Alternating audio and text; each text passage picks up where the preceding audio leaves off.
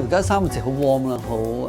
好溫馨嘅感覺啦。將美術館視覺上照到嘅變成一種物體，而係可以拎翻屋企去緬懷當其時一種感覺，或者將啟迪到嘅一啲智慧係喺手上去重新去睇，我嗰個感覺好好。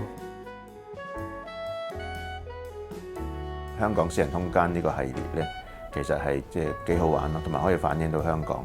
咁你知最私人嘅空間係乜嘢咧？就係每個人喺自己喺廁所裏邊就最私人噶啦。咁同埋香港嘅廁所有好多特色，咁所以我哋定咗呢個主題，咁俾遊客或者呢份本地嘅市民咧，都係一個好好嘅諗法咯。早年咧，我亦都有啲海報咧，咁我將佢咧就係嘗試咁樣咧，係用陶瓷嘅做咗落去啦。呢啲係香港嘅文化，一個文化性嘅項目，但係咧亦都唔係希望咧做得比較太高咁樣啦。希望係大眾可以欣賞到嘅。咁能夠借住呢個活動嘅經驗咧，係發展成為一個系統咧，係將我哋香港唔同博物館嘅一啲藏品咧，即係透過呢個所謂商品化嘅過程之中咧，同埋唔同嘅人合作咧，將佢宣揚我哋香港嘅自己嘅收藏品，或者香港自己特色嘅文化同埋嗰個藝術家嘅作品咯。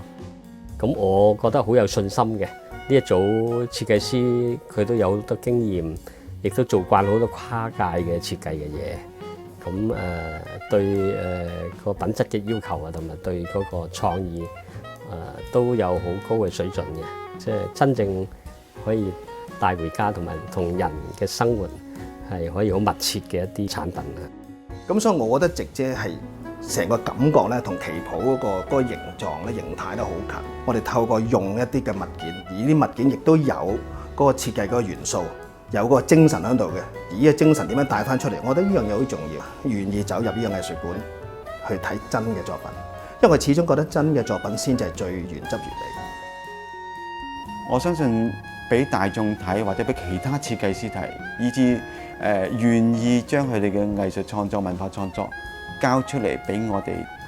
去設計、去互動，作為一個起點，作為一個例案啦。我希望係細水長流咁做落去。